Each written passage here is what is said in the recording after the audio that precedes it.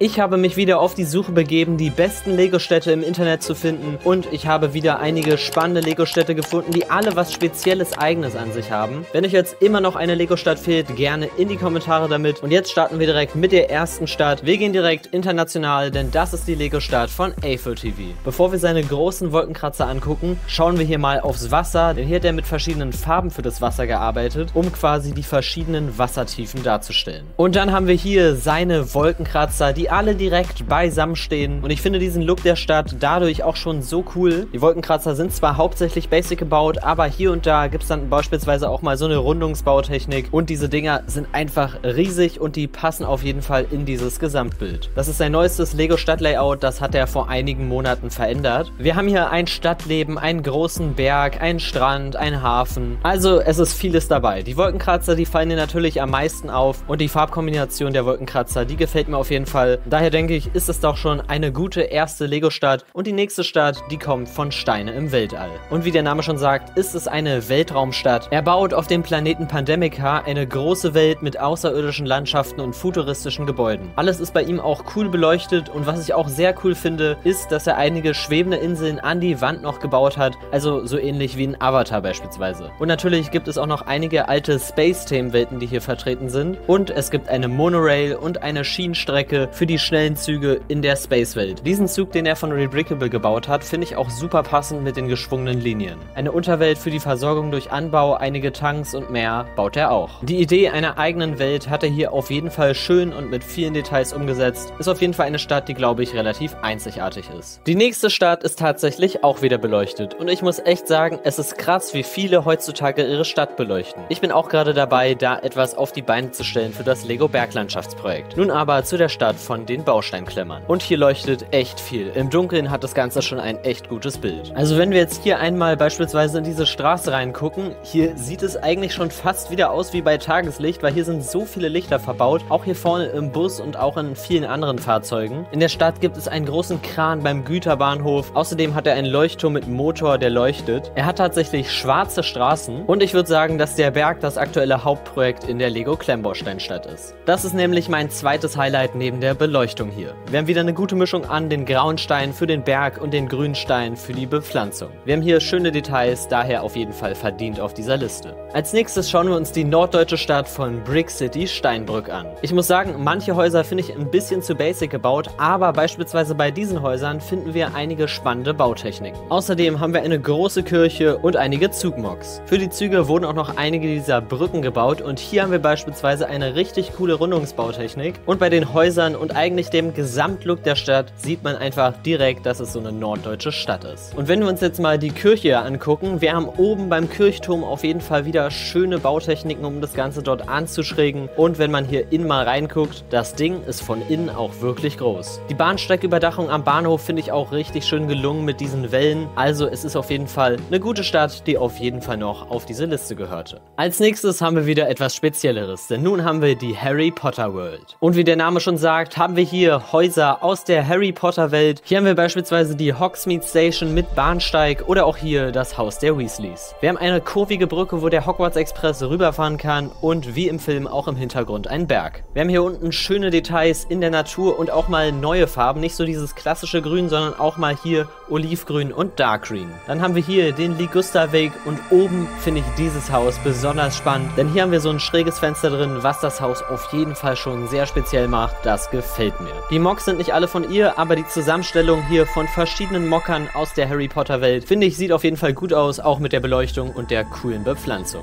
Die nächste Lego-Stadt, die gehört auf jeden Fall zur OG Lego-Stadtzeit hier auf YouTube. Es ist nämlich die Stadt von Stein auf Stein. Seit 8 Jahren sehen wir den Bau seiner Lego World in seinem Keller. An Häusern hat er erstmal die klassischen Lego Modular Buildings, aber wenn wir einmal nach rechts gehen, dann sehen wir dort seinen großen Brick Mountain, den bestimmt jeder von euch mal auf der YouTube-Startseite gesehen hat. Vor dem Brick Mountain haben wir einen großen Campingplatz und auch noch diesen coolen Wasserfall, der in einen See fällt. Auf der anderen Seite der Lego World haben wir dann den Strand und hier an den Felsen empor den Lego Leuchtturm. Außerdem gab es in der Unterwelt auch schon einige Projekte, wie beispielsweise die Unterwasserwelt, den U-Bahnhof oder die Goldmine. Ich denke, wir haben alle schon mal etwas von der Lego World gehört und kennen auch vielleicht das alte Projekt vom Stadtpark und viele mehr. Das war auf jeden Fall eine der ersten erfolgreichen Lego-Städte auf YouTube. Nun wird es asiatisch, denn nun schauen wir schauen wir uns die antike chinesische Lego Blue Bricks Stadt vom Steinraben an. Und bei dem Thema kann man, denke ich, auch wieder schön viele Details und Bautechniken und vor allem auch verschiedenste coole Farben einbauen.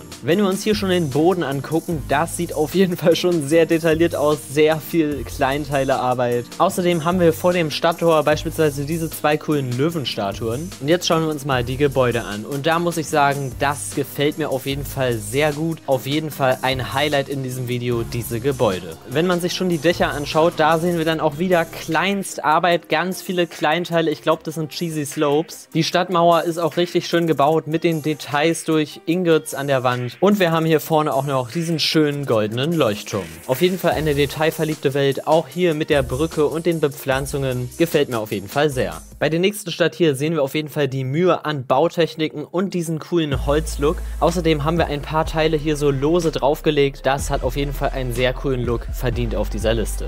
Nein, war natürlich nur Spaß. Till hat seine Stadt abgebaut, um nun mit einem anderen Lego-Projekt zu starten. Nun zur wirklich nächsten Lego-Stadt. Diese Stadt existiert nur digital und zeigt, wie man auch mit wenig Geld eine große Lego-Stadt bauen kann. Er hat also eine digitale Lego-Stadt gebaut, die er in den Videos aber relativ echt wirken lässt. Und digital ist man natürlich auch etwas freier von den Bautechniken und den Bauweisen her. Und da hat er auch einige echt schön detaillierte Häuser und Mocks gebaut. Seine neue Bar finde ich beispielsweise auch schon gut gelungen. Und dieses Lagergebäude sieht auch schon gut aus. Ist auf jeden Fall mal eine interessante Idee, so ein digitales Lego-Mock so echt wirken zu lassen wie möglich in einem YouTube-Video. Und dazu sind seine Zugmocks und seine Lego City auch schon echt gut detailliert. Digital hat er auch noch so eine Rundungsbautechnik hier gut hinbekommen. Und wie schon gesagt, wir finden hier echt viele Details. Schaut es euch einfach an. Dann haben wir hier nun noch eine schöne, detaillierte italienische Lego-Stadt. Wir haben viele schmale Häuser, die wie in Venedig alle in engen Gassen aneinander stehen. Schöne Fassaden in eine Richtung. Und was bisher nur digital geplant ist, ist dieser runde Dom mit natürlich auch vielen Details an der Fassade und einer schön gerundeten Bautechnik am Dach. Das sieht echt clean aus. So soll die Stadt dann aussehen, wenn sie fertig ist. Auf der Lego-Ausstellung konnte man auch schon von vielen Seiten in die Inneneinrichtung und die Gassen hineinschauen. Außerdem gibt es auch Wasser in der Stadt, ähnlich wie in Venedig. Also eine schön detaillierte kleine italienische Lego-Stadt.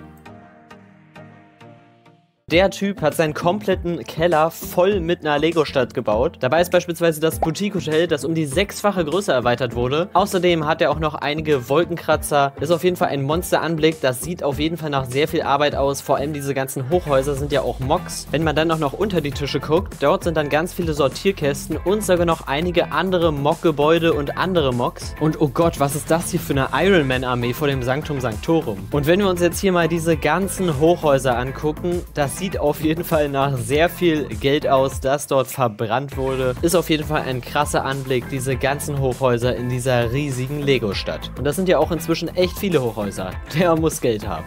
Wenn ihr Teil 1 zu den besten Lego-Städten im Internet noch nicht gesehen habt, dann schaut es euch auf jeden Fall hier an. Dort gab es auch wieder einige einzigartige Lego-Städte hier im Internet. Und sonst könnt ihr euch auch gern mal den Bau von meinem Lego-Berg anschauen. Beides interessante Videos. Schaut gerne rein. Ciao, ciao.